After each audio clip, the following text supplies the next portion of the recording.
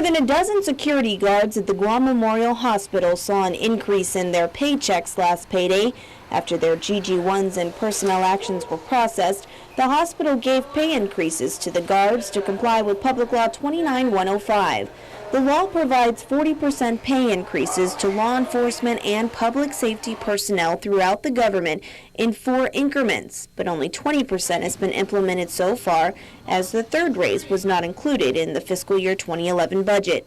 Interim Hospital Administrator Ray Vega says the previous Board of Trustees passed a resolution to give the guards the raises. The previous administrator looked at it, and they make sense out of it, but then they were guided by discussion or information that was relayed to them from the Department of Administration, that because of this class series of position, guard is one of them, so they acted in that favorably based on the information that they have, and they brought it to the Personnel Committee. Vega says the previous board determined that the security personnel were in fact eligible for the additional pay retroactive to when the law was enacted back in 2008.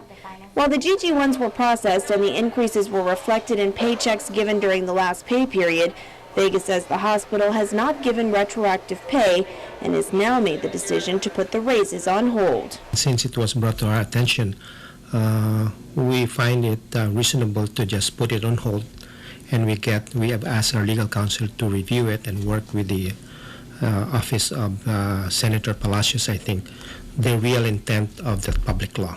Public Safety Chair Senator Adolfo Palacios tells KUAM that his office is going back and reviewing the public law to see if GMH security guards fit under the description of a peace officer, but it was his belief that the law does not include them.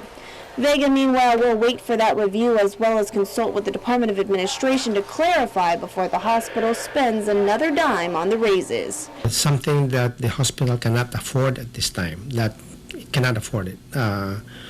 We'll probably be guided by the issue of subject to the availability of funds. Vice Speaker B.J. Cruz has also expressed concerns about the implementation of the raises as well as the hospital's decision to hire 14 new security guards since January of this year. Meanwhile, for other public safety personnel in the government, they continue to wait for elected leaders to appropriate the money for their third 10% increment that was supposed to take effect on October 1st of last year. While some had filed a lawsuit seeking the pay, Superior Court Judge Michael Bordallo determined that the judiciary cannot order the legislature to appropriate money to fulfill mandates in law simply because of the separation of powers doctrine.